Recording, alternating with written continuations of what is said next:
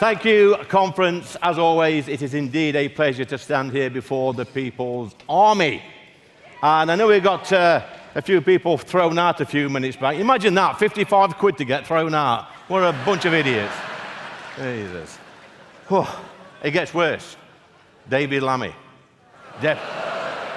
It seems that all you've got to do to become the Deputy Prime Minister of this country is go on Mastermind and get every single question wrong.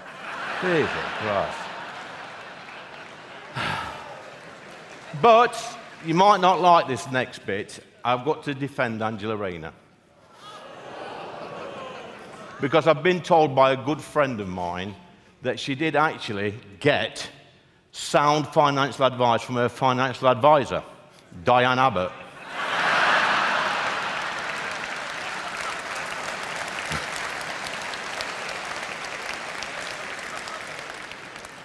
I want my country back. Do you want your country back? Well, you've come to the right place then. I want to thank each and every one of you for coming, because it has taken the hard work and sacrifice of millions of Brits throughout the centuries to make these small islands the greatest place in the world to live. It really has.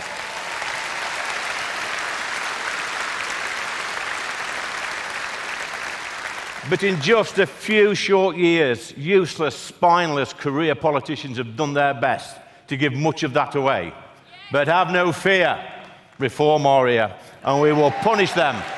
We will punish them at every single ballot box in the country. I grew up at a time when we were proud. We were taught to be proud of our history, our heritage, our culture. We were not ashamed of who we were or where we came from. And we should never be ashamed of who we are. We are Great Britain. Never forget that.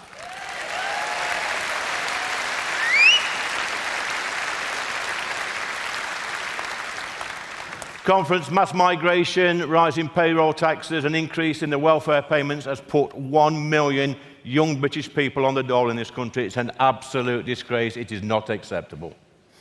There's also another reason why so many young people are jobless. And it's a cultural one.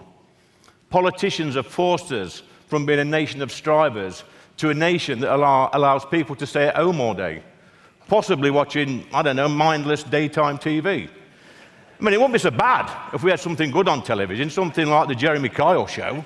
But, I mean, quality TV that was, wasn't it? And what I want to know, Jeremy, is where's that lie detector machine? I want to borrow it next week and take it to Parliament for PMQs.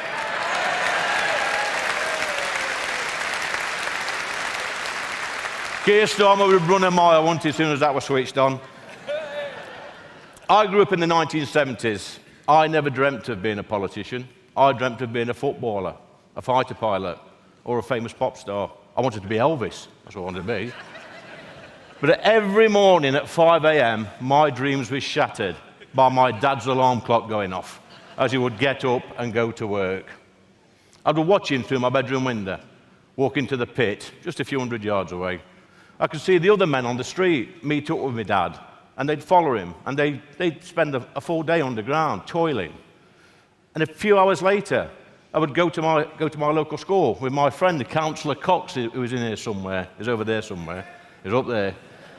And I would sit with the other children in my class, and I knew that their dads were working with my dad underground, doing a shift underground. And that created a terrific bond between all of us in the village. And we were taught by some great teachers, some brilliant teachers, even male teachers in a junior school. Imagine that these days. These were men. Two of my teachers at my junior school had served in the Second World War. One had got a bullet wound on his leg, Mr. Swain. And we didn't have to call our teacher, well, we called our teachers Miss or Sir, and that was it. We didn't have to call them MX or any other pronoun. What a load of rubbish that is.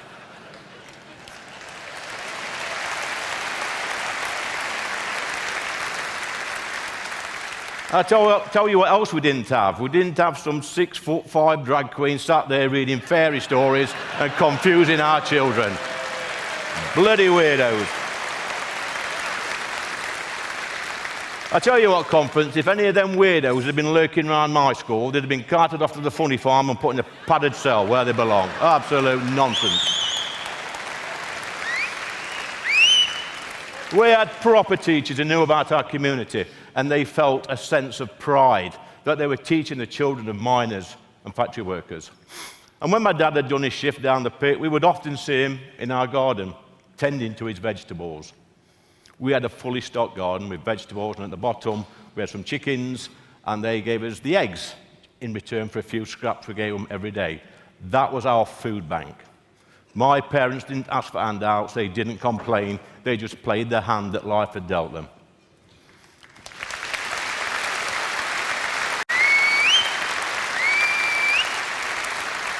At the dinner table, my mum and dad, they would talk about their day at work, and my sisters and I would listen. They would talk about the people they'd worked with and the jobs that they were doing. For me, as a child, it was fascinating. Because there's far too many young people these days who have never heard an alarm clock go off, or sat around a dinner table listening to their parents talk about work. This may seem like a very small thing, but the impact on me was massive. It was the best education a young person could get outside of school. It taught me that parents get up early in the morning and they go to work to pay money, to pay the bills, to raise the family. And that's how it should be. If you're able-bodied, you should do your duty. You should go to work, do your bit for your family, your community, and your country.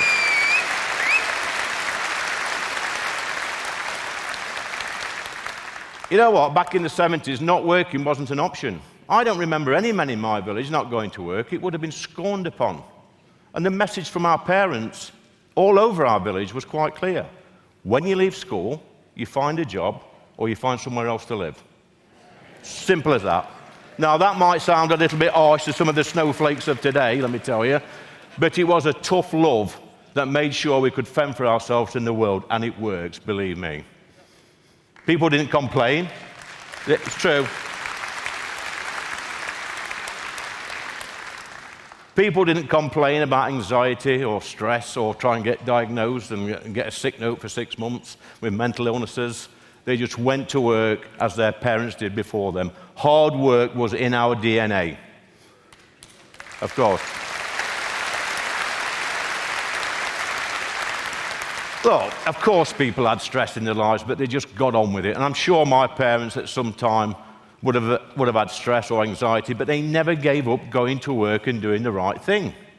And as my dad's alarm clock continued to ring every morning for years, it wasn't long before I was getting up with him to go to Sutton Colliery, and we'd do a shift together underground. And during my time in the pits, I learned some very valuable lessons from the men underground. They spoke their minds. They did not speak a politically correct language, and the only pronouns they addressed you with were 4-letter ones, believe me. That's how it should be.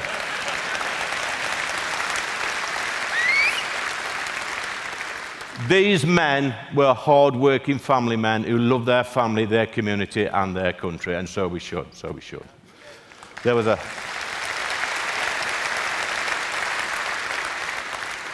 a strong bond between the men that worked down the pits. It was a working-class bond. These men were aspirational. They wanted their children to do better in life than they had had. And that's how you measure progress in our communities. But guess what? Most of us voted Labour. But why vote Labour when we have different values? Values like hard work, aspiration, and the love of our family, community, and country. I'll tell you why we voted Labour. It's because we was all in closed-shop unions and had a financial stake in the Labour Party. But nothing got better for us. It never got better. We were just useful idiots that bankrolled out-of-touch Labour politicians who forgot about us as soon as they got to Westminster. The Labour Party has always been the same.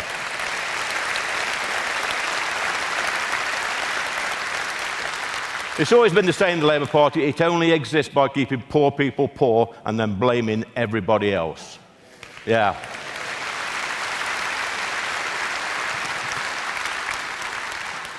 After years of working underground, I worked at our local Citizens Advice Bureau, where I saw real poverty and desperation firsthand. Desperate people caught up in the benefits trap.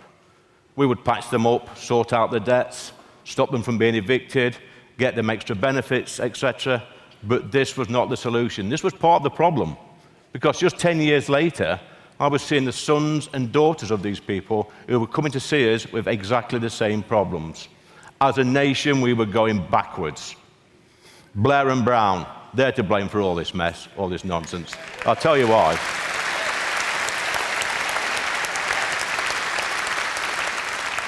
They introduced the tax credit system, which in the following years has led to people being trapped on welfare. Overnight, the tax credit system allowed people to stop working full-time and just work 16 hours a week for the same wage. This led to a massive gap in our labour market, and Tony Blair had another bright idea, which was mass, uncontrolled migration to fill the job vacancies.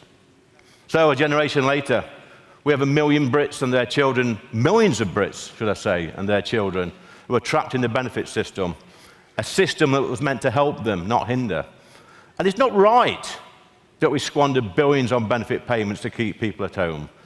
The best way out of poverty is through education, training, opportunities, and a bit of decent graft.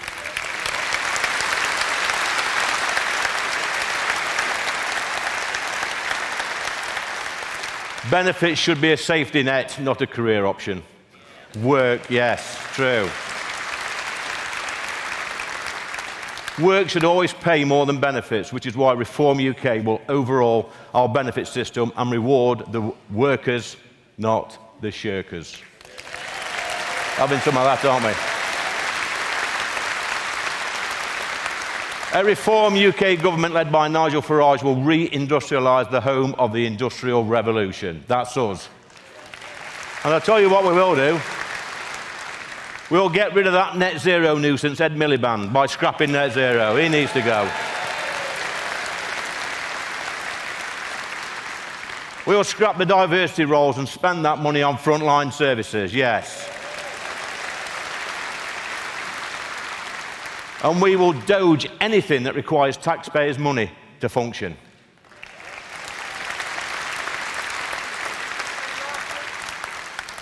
And you know, who's sick of hearing about this £22 billion black hole? Anybody? So I tell you what, I could pay that off in a day. I could sort that out in a day. Stop paying for David Lammy's flights and food.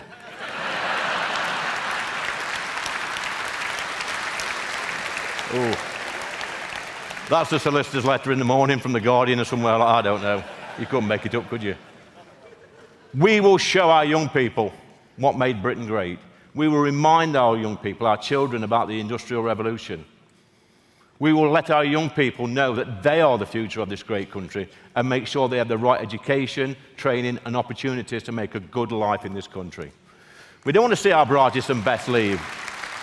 What a waste. Reform UK will put in measures that will show our young people that this is the best place on earth to work, live and raise a family.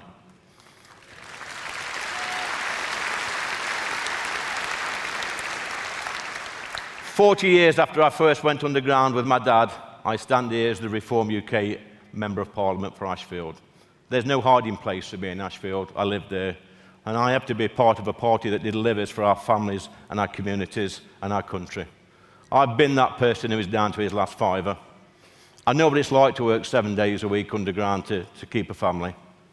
I know what it's like to borrow a few quid off my mum and dad because I can't get through the week. I know what it's like to struggle. Which is why when I go in the Commons every single week, the Labour lot look at me with utter contempt. They dislike me. They know that I was the type of person that they were supposed to represent, but they didn't.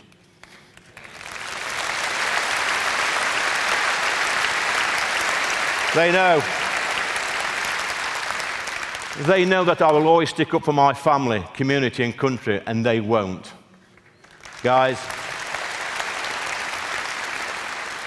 it is a privilege to be born in this great country, and we must all repay that privilege by working hard and then passing our country on to the next generation and leave our country in a better state than when we arrived. That's our duty.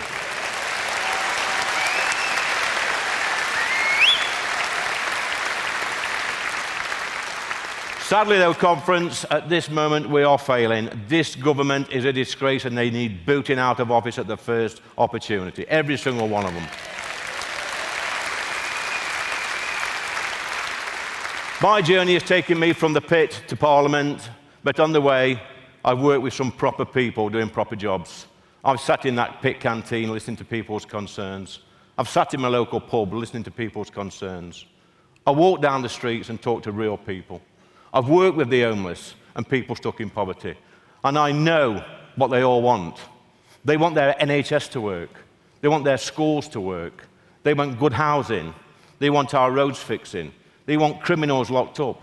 They want our borders to be secure. They want the police force to do its job. They want the armed forces to recruit the best people. I could go on and on and on about this, but basically, you know what they want. They want their country back. Thank you, conference.